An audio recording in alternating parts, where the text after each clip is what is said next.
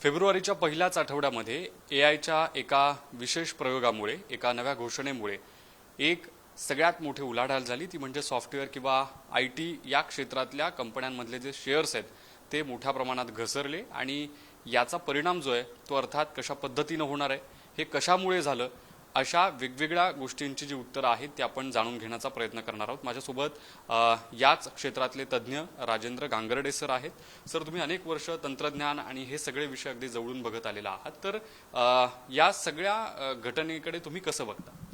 नमस्कार, मी राजेंद्र गांगर्डे, संस्थापक अध्यक्ष आणि मुख्य कार्यकारी अधिकारी विश्वगुरू इन्फोटेक. मी इंडो अमेरिकन चेंबर ऑफ कॉमर्सच्या इंडो US ट्रेड रिलेशनशिप समितीवरती पण आहे, राष्ट्रीय समिती.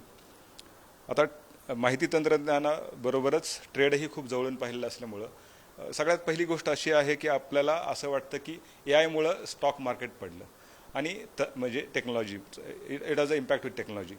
तर तसं खरंही आहे, पण फक्त AI किंवा टेक्नॉलॉजी याचाच इम्पॅक्ट शेअर मार्केटवरती होतो का? तर अनेक राजकीय सामाजिक बदल झाले, युद्धजन्य परिस्थिती झाली आणि बऱ्याच सोशल फॅक्टरचाही AIवर म्हणजे स्टॉक मार्केटवरती परिणाम होतो.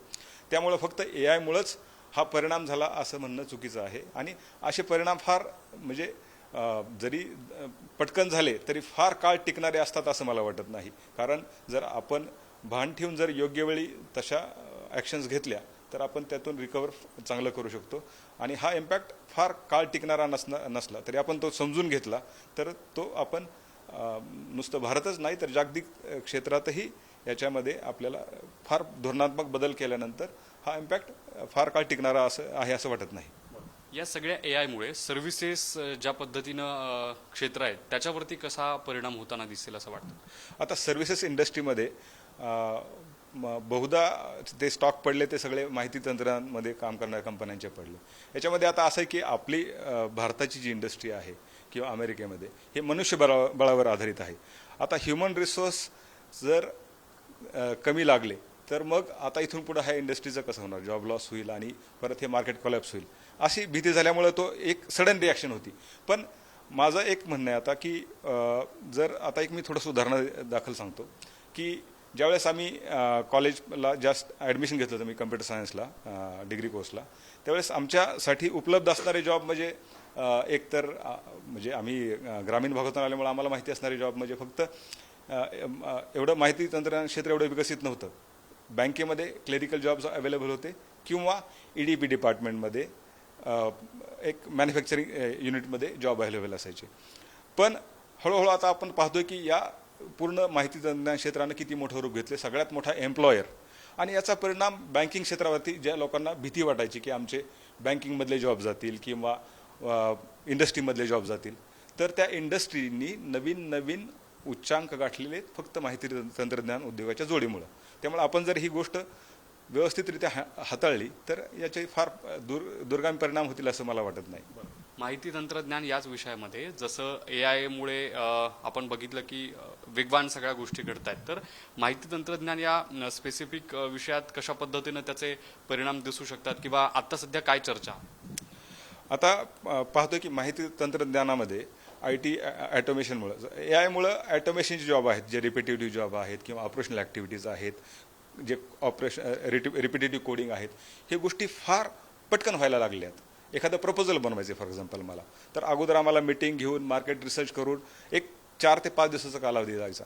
तर आता मला एखादा नवीन विषय असेल, प्रपोजल असेल, तर रिॲक्शन टाईम हा इतका कमी झालेला आहे की एक 30 ते 40 मिनिटामध्ये माझं प्रपोजल रेडी होतं आणि I am ready for the meeting.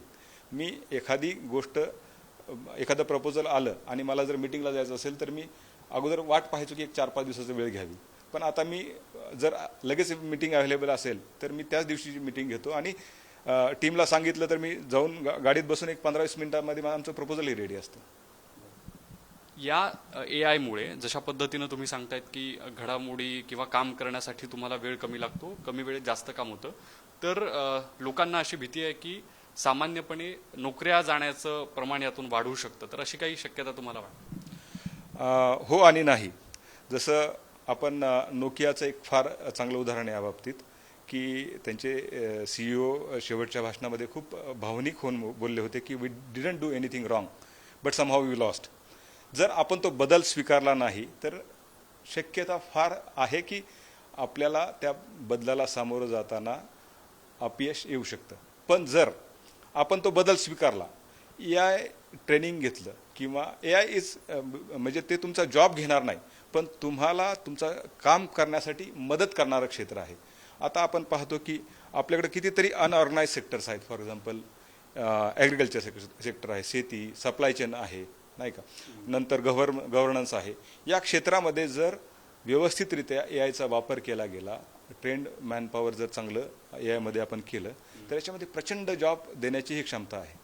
नक्कीच. आपण बघतो की एआयचे जसे फायदे आपल्याला बघायला मिळत आहेत, तशाच पद्धतीनं काही तोटे असले तरी त्यात जर आपण त्या परिस्थितीला अनुरूप झालो आणि त्यातून काही शिकलो तर त्याचे तोट्यांपेक्षा फायदे अधिक आहेत. त्यावर अशा वेगवेगळ्या जेव्हा एआयच्या गोष्टी समोर येतात, त्यातून वेगवेगळी चर्चा घडते किंवा एआयचं एखादं नवीन फीचर असेल, त्याचा वेगवेगळ्या क्षेत्रांवर होणारा परिणाम असेल, तर तो कशा पद्धतीने स्वीकारला जातो त्यावर अवलंबून असल्याचं तज्ज्ञांचं मत आहे. व्हिडिओ जर्नलिस्ट सचिन समीत, ज्ञानेश्वर चौतमल, पुढारी न्यूज, पुणे.